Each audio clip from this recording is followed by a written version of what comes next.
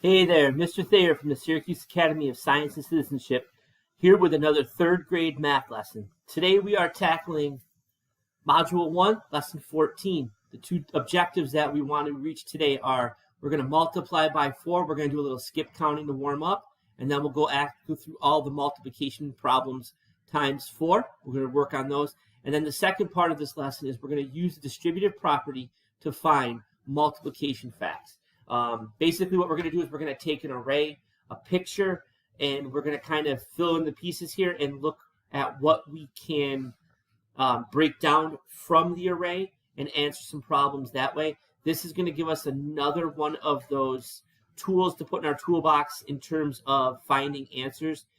This way we can break down bigger pieces of an array into smaller pieces to help us if we're unsure of what we are doing. So I have an array set for us here in a minute, and we're just going to look at what it's asking, break it down, plug in all the pieces, and we're going to solve the problem. All right, before we get to that, let's do a little skip counting here. I have my 4s up here. Here we go. Ready? Just say it with me. 4, 8, 12, 16, 20, 24, 28, 32, 36, and 40. There you go. Say it with me one more time. 4, 8, 12, 16, 20, 24, 28, 32, 36, and 40. Okay? I'll leave that up there for a second for you to check out. Remember, when you're skip counting by 4, if you get stuck, just slow yourself down, count 1, 2, 3, 4, add on, and you're right there. Okay? With that being said, here are all the multiplication problems for the number 4. Okay? Very, very simple. I used to learn my math facts just by saying them over and over and over. Here we go. So you're going to rock them with me. It'll take 2 seconds. 4 times 1 is 4. 4 times 2 is 8. 4 times 3 is 12. 4 times 4 is 16. 4 times 5 is 20. 4 times 6 is 24. 4 times 7 is 28. 4 times 8 is 32. 4 times 9 is 36. And 4 times 10 is 40. There you go. Those are the problems all the way 4 times 1, all the way to 4 times 10. 4 times 1 is 4. 4 times 2 is 8. 4 times 3 is 12. 4 times 4 is 16. 4 times 5 is 20. 4 times 6 is 24. 4 times 7 is 28. 4 times 8 is 32. 4 times 9 is 36. And 4 times 4 is 40.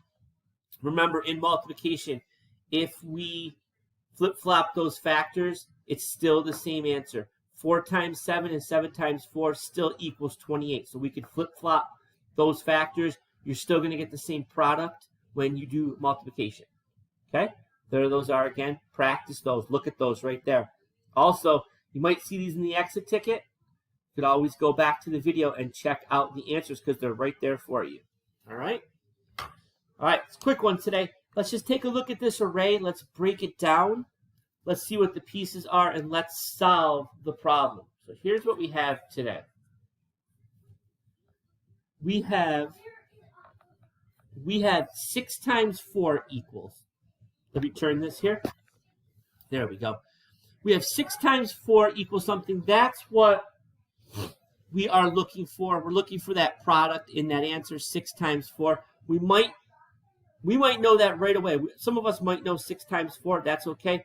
But let's walk through the array and see what they are giving us and how we can plug in some different things. Right now, we're going to plug in some multiplication factors here. They took the array.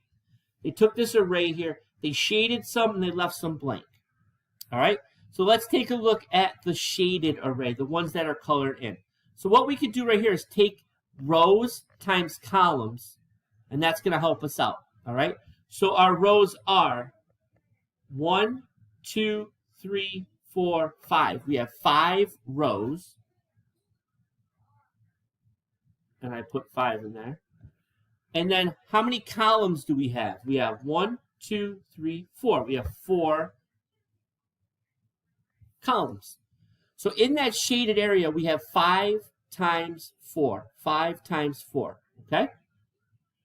We can leave that right there. Or we can count by 5s 4 times.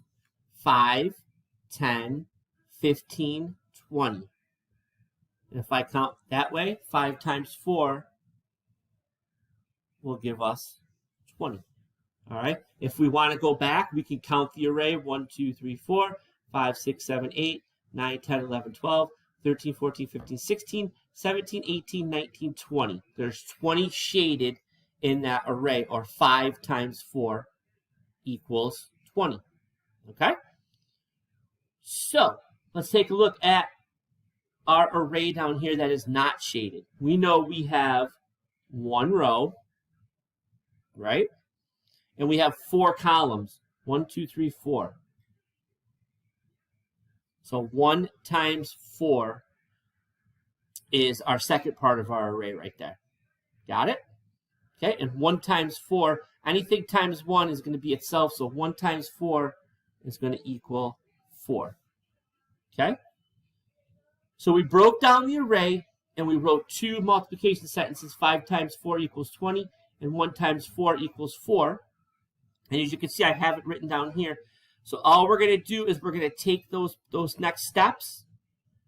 We're going to put them together, and we're going to find ourselves an answer for 6 times 4. The 6 times 4 equals what 5 times 4 plus 1 plus 4 is. 5 times 4, we know we have an answer to that. It is 20. Okay?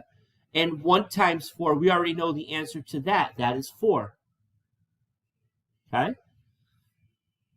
And if we do our math, now we're adding 20 plus 4, 21, 22, 23, 24.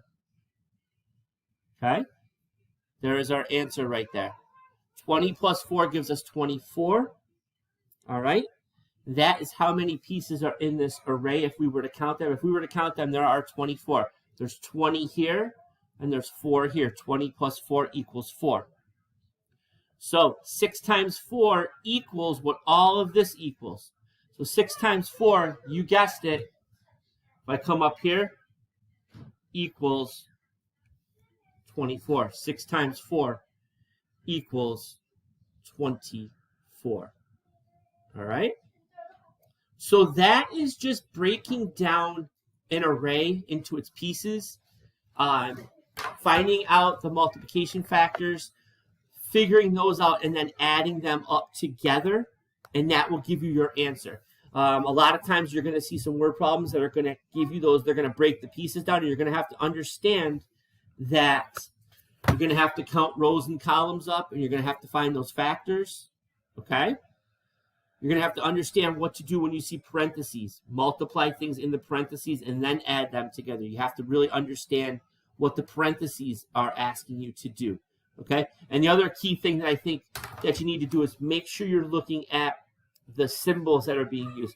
Are they asking you to multiply? Are they asking you to divide or to add? Make sure you understand that completely. Okay?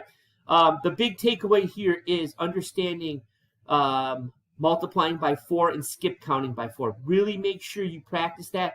I left some of those questions in the exit ticket, so hit those up, and I'll be checking the exit ticket and giving feedback for that. And I will see you tomorrow. Mr. Thayer saying have a great day. I'll see you guys tomorrow.